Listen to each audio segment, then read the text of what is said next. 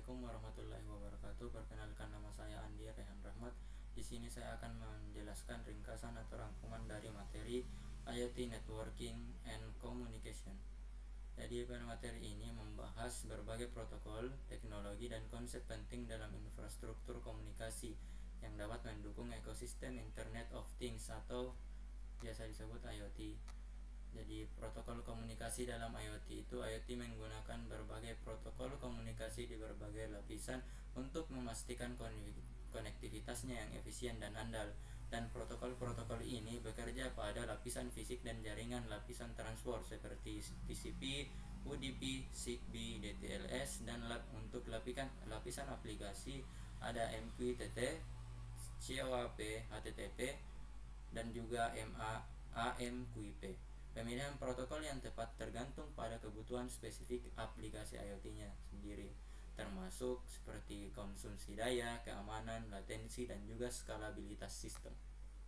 Dan untuk evolusi dan tantangan komunikasi IoT, ekosistem IoT modern didorong oleh keamanan komunikasi seperti edge computing dan teknologi 5G.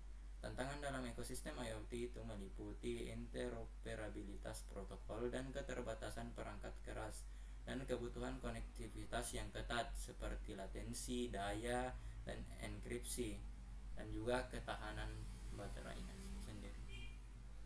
Dan untuk protokol dan teknologi konektivitas, dari berbagai protokol dan teknologi konektivitas yang digunakan dalam IoT itu termasuk protokol seluler 3G, 4G, dan juga 5G.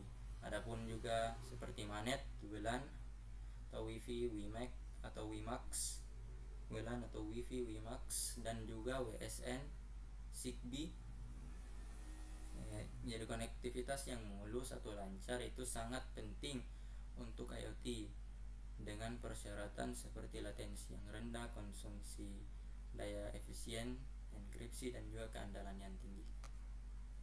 Dan untuk tantangan konektivitas IoT itu, tantangan utama dalam konektivitas IoT itu meliputi konsumsi daya perangkat, keamanan, interoperabilitas antar perangkatnya, dan juga skalabilitas jaringannya. Jadi itu tantangan konektivitas IoT.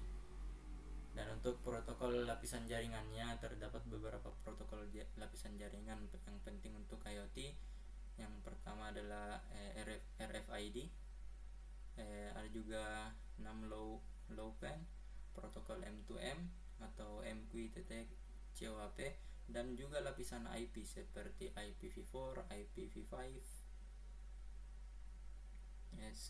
dan juga ada lapisan IP seperti IPv4, IPv6, dan juga RPL. Dan untuk protokol transport dan aplikasi, protokol transport umum seperti TCP/IP, SNMP v3, dan HTTP2 digunakan dalam IoT bersama dengan protokol seperti MQTT, COAP, dan juga LWM2M.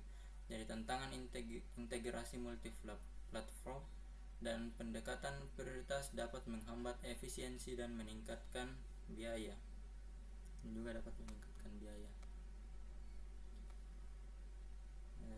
Perbandingan protokol aplikasi IoT.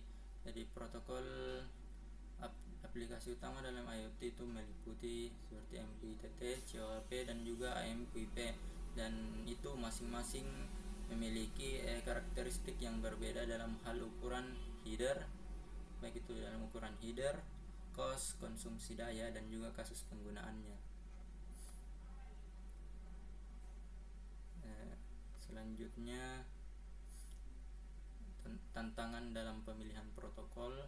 Jadi pemilihan protokol yang tepat itu dapat memerlukan analisis kebutuhan yang teknis dan pertimbangan ekosistem, keamanan end-to-end, dan juga validasi performa secara real world. Dan untuk keamanan dalam komunikasi IoT, keamanan IoT yang kuat dapat melibatkan enkripsi end-to-end seperti TLS atau SSL, dan autentikasi yang kuat, kontrol akses, dan juga pembaruan firmware yang aman. dan 5G dan masa depan IoT.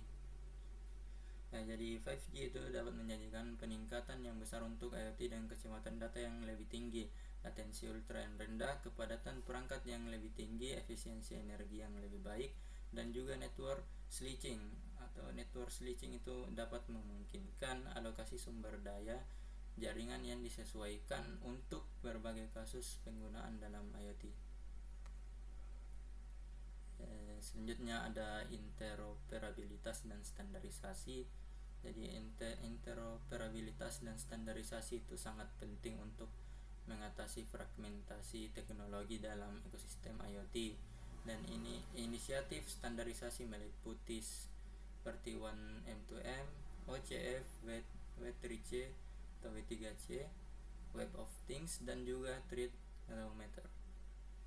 Kesimpulan dan langkah selanjutnya itu langkah-langkah untuk implementasi IoT yang sukses dapat meliputi evaluasi protokol, adopsi standar interoperabilitas, keamanan yang berlapis, pertimbangan skalabilitas, dan juga inovasi berkelanjutan termasuk integrasi 5G dan evaluasi teknologi yang baru. Mungkin itu saja penjelasan dari ringkasan materi IoT Networking and Communication dari saya. Saya akhiri dengan ucapan wabillahi taufiq wal hidayah. Assalamualaikum warahmatullahi wabarakatuh.